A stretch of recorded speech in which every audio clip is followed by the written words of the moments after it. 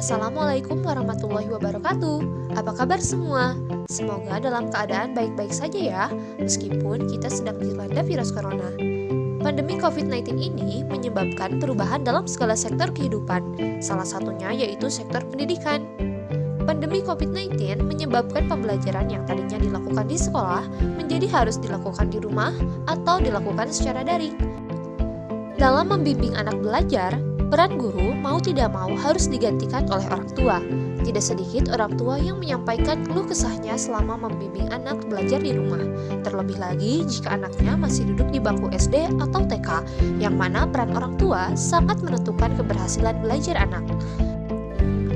Oleh karena itu, pada video kali ini, saya akan membagikan trik bagaimana mendampingi anak belajar di rumah agar pembelajaran dapat berjalan dengan baik dan menyenangkan. Trik yang pertama yaitu memilih tempat belajar yang nyaman. Situasi belajar di rumah tidak sama seperti situasi belajar di sekolah. Belajar di rumah lebih tidak kondusif karena banyaknya hal yang bisa mengganggu konsentrasi belajar anak, seperti TV, handphone, maupun mainannya. Oleh karena itu, penting untuk memilih tempat belajar yang nyaman yang terbebas dari kemungkinan segala gangguan.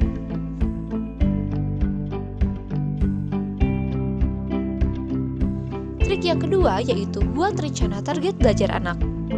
Dengan banyaknya tugas sekolah yang diberikan guru, orang tua harus mampu membuat target belajar anak. Target dapat berupa penentuan jam belajar dan durasi belajar. Namun, orang tua harus membuat target belajar yang realistis agar anak bisa tetap fokus dan dapat menyerap pembelajaran dengan maksimal. Berdasarkan suatu penelitian lapangan, anak jenjang TK hingga SD memiliki kemampuan menyerap pelajaran secara maksimal selama 15-20 menit. Bila banyak materi yang perlu diajarkan, maka perlu diberikan waktu untuk istirahat sekitar 10 menit agar otak tidak kelelahan dalam mencerna materi.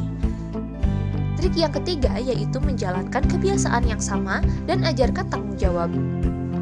Upayakan anak menjalankan aktivitas hariannya seperti yang ia lakukan saat sekolah luring, yaitu bangun pagi, mandi pagi, sarapan, dan belajar.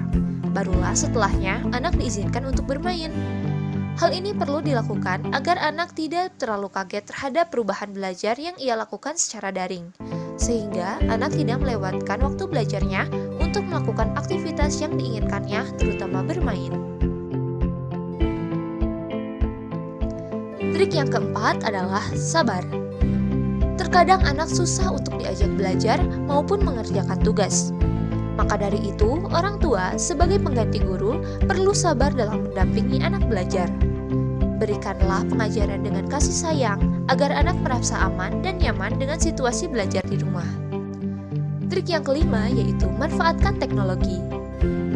Dalam perkembangan teknologi masa kini, banyak video, gambar, ataupun aplikasi yang dapat dijadikan media pembelajaran anak.